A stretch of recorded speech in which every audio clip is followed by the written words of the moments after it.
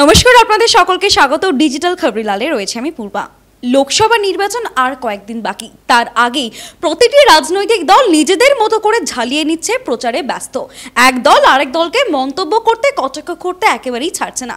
এই আবহে যে কেন্দ্রে বারংবার শিরোনামে আসছে বঙ্গের ব্যারাকপুর, সেই ব্যারাকপুরের দাপুটে নেতা অর্জুন সিং, তিনি তো বরাবরই শিরোনামে থাকছেন।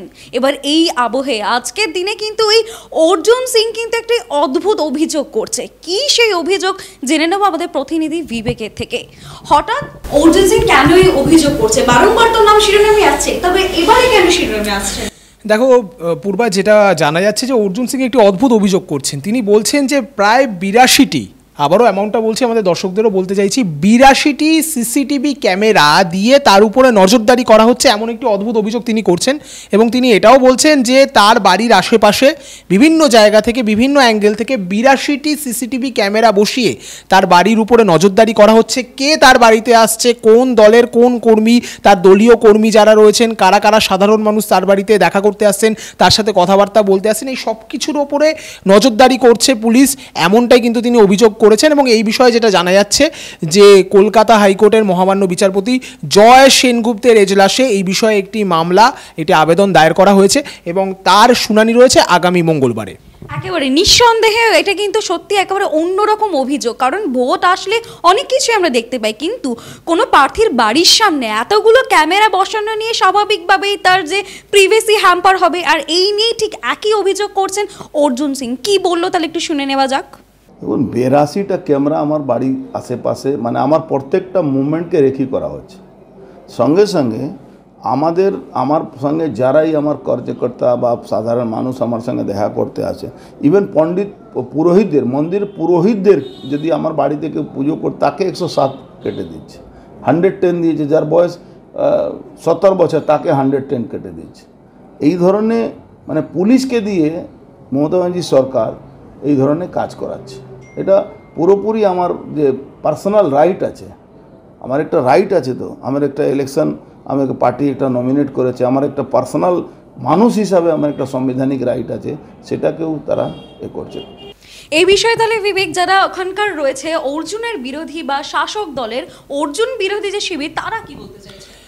দেখো পূর্বা, যে কথাটা জানা যাচ্ছে, বিশেষ করে জগদ্দলের বিধায়ক, আমরা সবাই জানি যে সোমনাথ শ্যাম যখন অর্জুন সিং তৃণমূলে ছিলেন, তখন কিন্তু রীতিমতো সাপে নেউলে আদায় কাজ করার সম্পর্ক ছিল এই সোমনাথ শ্যামের সঙ্গে।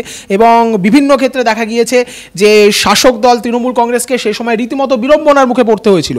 তিনিও কিন্তু একটা তত্ত্ব বলছেন যে 2019 সালের আগে থেকেই এই গোটা এলাকাটা সিসিটিভিতে মোড়ানো ছিল, এবং এক্ষেত্রে তিনি কিন্তু সোজাসুজি দায় তুলেছেন অর্জুন সিংয়ের দিকেই। বলা হচ্ছে যে 2019 এবং তার পরবর্তী সময়ে যে বিভিন্ন রকম ঘটনা ঘটেছিল, হিংসাত্মক ঘটনা ঘটেছিল, সেই সময় নিরাপত্তা সুনিশ্চিতকরণের জন্যই কিন্তু এই সিসিটিভিগুলো লাগানো হয়েছে। এগুলো কোনো নতুন ঘটনা নয়। একদমই তাই, যেমনটা বললে যে 2019 থেকে কিন্তু এই সিসিটিভি লাগানো রয়েছে, তবে বিজেপিতে আসার পরে হঠাৎ করে এই সিসিটিভিগুলো চোখে পড়েছে অর্জুন সিং। এই বিষয়ে কি বললেন সাম্য, সেটা শুনে নেওয়া হবে। কোনো নজরদারি বলে নয়, এটা তো বিগত দিন থেকেই লাগানো আছে, এটা তো নতুন করে কিছু লাগানো হয়নি। এতদিন যখন উনি টিএমসিতে ছিলেন, তখন উনি এটা বুঝতে পারলেন না যে ক্যামেরাগুলো লাগানো আছে। আজকে হঠাৎ বিজেপিতে এসে ওনার এটা বুঝতে গেল যে ঠিক আছে, কাল পর্যন্ত বাঙাল পুলিশ ছিল, আর আজকে সিআইএসএফ আসার সাথে সাথে ওনার এই ক্যামেরা দেখা গেল। আপনারা ছবিতে দেখে নেবেন, এই ক্যামেরাগুলো বহুদিন থেকে লাগানো আছে, নতুন করে না। আর দেখুন, প্র্যাকটিক্যালি অর্জুন একটা মিথ্যে সাংসদ, মিথ্যে কথা ছাড়া ওর কাছে কিছু নেই। এই ধরনের মিথ্যে কথাই ও খালি বলে, বলতে দিন ওকে, বাদবাকিটা কোর্টে মামলা করেছে, কোর্ট থেকে যা ডিসিশন হবে দেখা যাবে। অপরদিকে দেখা যাচ্ছে পার্থ ভৌমিক ব্যারাকপুরেই প্রার্থী হয়ে দাঁড়িয়েছেন শাসক দলের হয়ে, অর্থাৎ অর্জুন সিং এর বিরোধী প্রতিপক্ষ। সেক্ষেত্রে তিনি কি বলছেন সেটা একবার শুনে নেব। এটা কবে লাগানো হয়েছে? সাংসদ তো ভালো বলতে পারবে কবে লাগানো হয়েছে। সম্প্রতি লাগানো যে তিনি যখন বিজেপিতে যোগদান করেছেন, তারপর থেকে